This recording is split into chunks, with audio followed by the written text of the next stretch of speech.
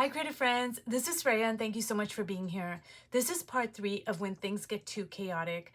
Now, I usually try to post all of my videos that are in a particular series, one after the other, but sometimes I just have to allow things to sit for a while. But don't worry, I'm going to put these videos in my playlist section where it will be really easy to find. So my main concern here in this spread is with the hair. It's all one big shape. So I think I'm going to bring in my oil pastels. Now, before I start working on this, I just want to bring up an issue that has come up about paint and its toxicity. So I received a comment a few days ago where a viewer said that they were really concerned that I was handling all this paint without wearing gloves. And I do understand that a lot of these paints are extremely toxic, especially the cadmiums, the cobalts, just various different pigments that are used. They are toxic. And the very first thing I want to say is thank you so much for being concerned for my safety. I really, really appreciate it. And the truth of the matter is that I do have gloves.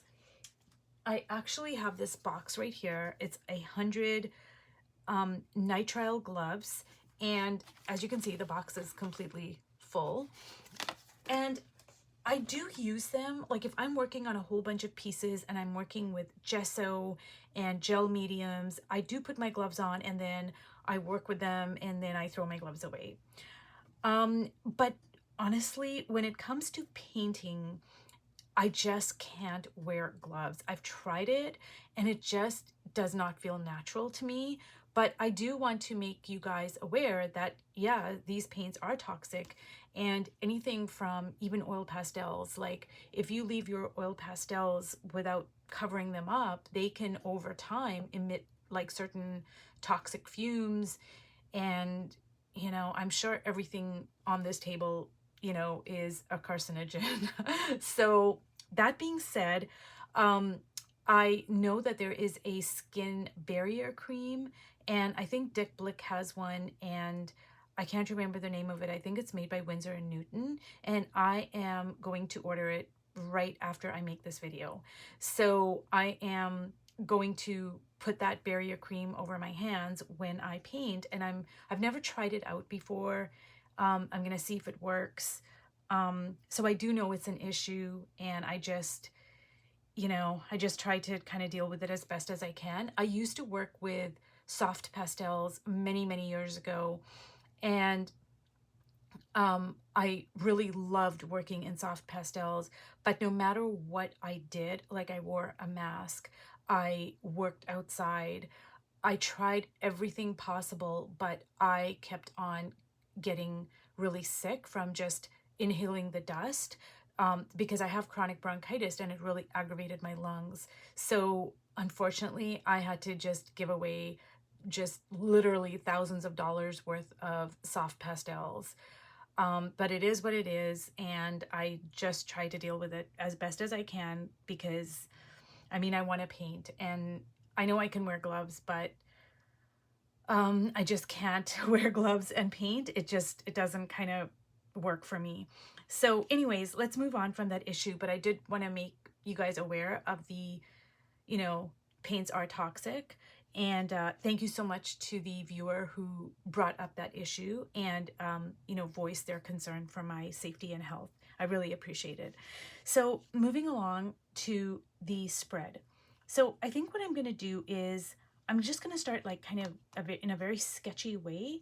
I am not going to apply a lot of oil pastels and like blend it. I don't think I want to do that. I mean, I might change my mind later, but for right now, I think I'm just going to just kind of sketch. And I just want to differentiate the three women. I don't want all their hair to be like one big mess. So I'm just going to make some marks here. And it's just going to be all very kind of, rough and tumble, I guess. Just kind of working like so. And now I have to go with a different color here And then maybe I can keep one of the, you know, one of the ladies can have black hair, but I think I'm gonna go with a different color. But unfortunately, I think those colors, even though they are different, they're too similar. So I might have to go with like a lighter color. This lady has light colored hair. So it's just a, you know, a compositional element in the sense that I want the hair, I want the figures to stand apart from each other. I don't want them to blend together. And I've got to figure out, so this lady is in front of this lady, so that means that the hair over here is going to kind of come like so. So I'm just gonna like I said, I'm just gonna use a very like sketchy kind of a, like I'm drawing, I'm not like gonna blend it in. And what I have to do as well is I also have to bring the oil pastels into the figures. Like I don't want to just leave it on the hair. I need to like move it around the figures here.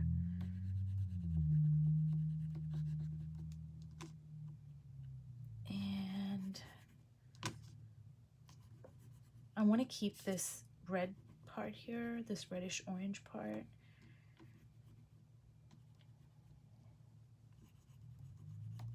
And I don't have to keep the same colors. Like I don't have to, you know, use the brown oil pastel in other parts. I can use like different colors. I just want to keep the oil pastel moving around the page so it's not only in the hair. So I am going to bring in some of that gray. And I just want it to be like really sketchy, you know?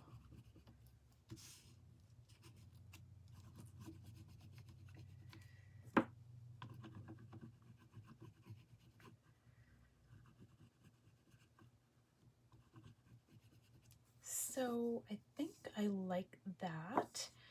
And now what I'm going to do is work on the faces. And another viewer left a comment and mentioned that, you know, she was wondering if I was going to leave the mouths like this, because I think I just used a paintbrush and I just made, you know, a little, I just put the red over there for the mouth and I didn't define it.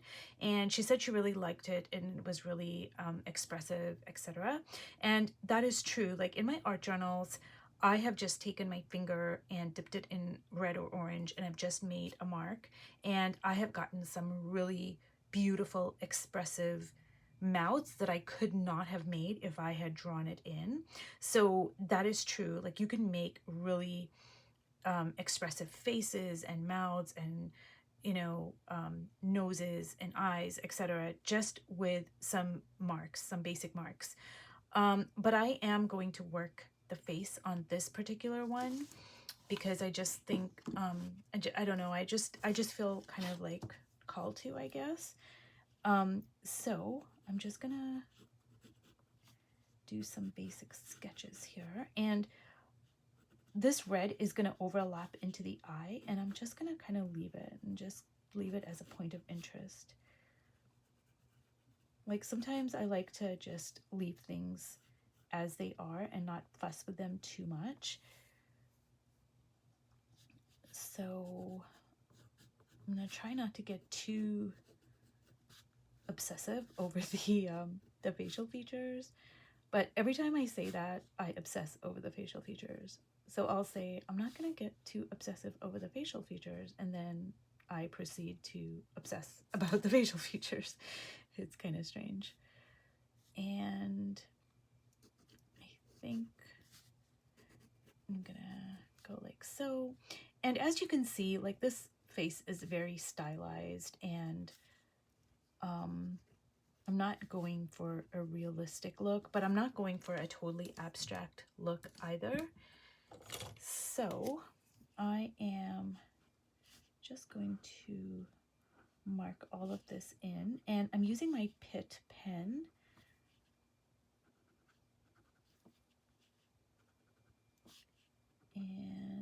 now she needs some eyebrows.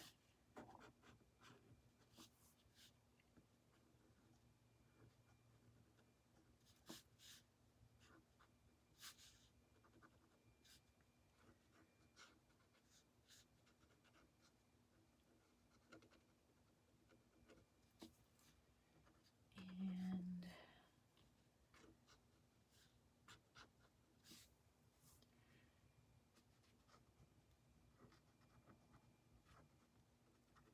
so I think that this spread has come quite a ways from where I started. And my initial spread, I really loved a lot of what was going on, but it was too much. Like, you know, and I guess I could have kept it as an abstract piece, but, you know, I wanted to kind of like rein everything in. So I'm just, and I don't know if I'm even going to make the whites of the eyes. I don't know if I'm going to fill that in with white or if I'm just going to leave it as is. I'm not sure about that yet.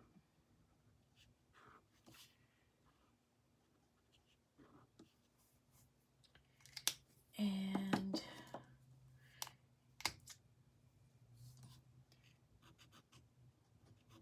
so another question I got, this was probably a week ago, was why do I use different markers for the eyes and the face, like versus the face? And the reason why is is a simple reason. It's just because I'm using black for the eyes and I'm using like a red or an orange for the lips. So, you know, that's totally up to you, because, you know, it's assuming you're working in your art journal or whatever, like you can make your face any color, you can make your eyes any color, the lips any color. I've actually seen some really amazingly gorgeous pieces of art where the lips are black, and I really loved it. And I wouldn't, you know, think I would like that, but it was done so well and expressive. I can't remember where I saw it, but so I'm just gonna kind of give this some shape here and try not to get too fussy.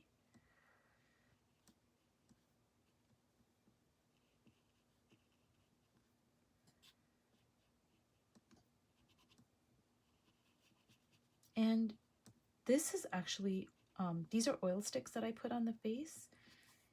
And so once the oil sticks dry, you can add different media over top of it.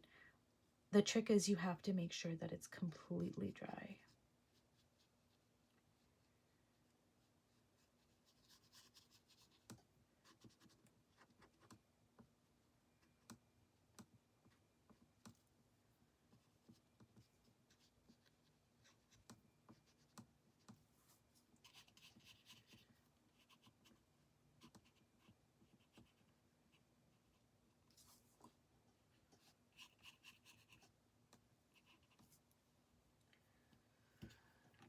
So I'm gonna get my marker out here again.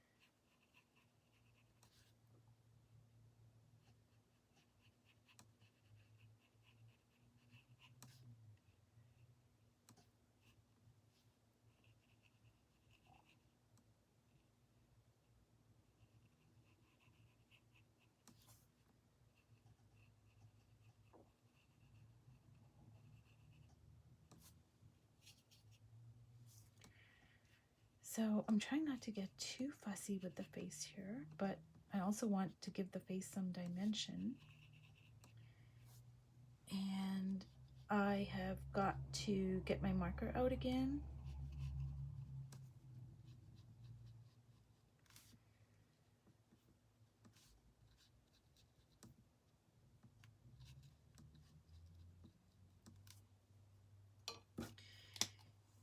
just make some kind of marks over here.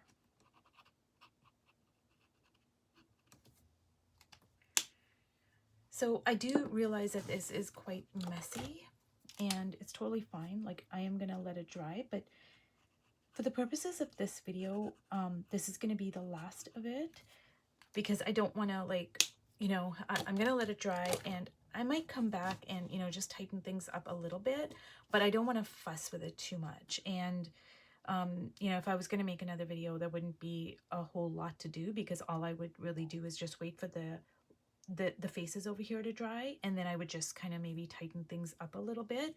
But it has come a long way from where it was, and I'm really happy with it, because, you know, when I first started, it was just so chaotic, and I just couldn't imagine, like, what on earth was I going to do with this whole spread that I couldn't rein in. And I think actually I have my Posca marker, and for some reason I just think I want to kind of just make some outlines here and just kind of add some dots to it. Like, just be playful, you know, and whimsical. And just make some dots. And then I'm going to bring it down into here.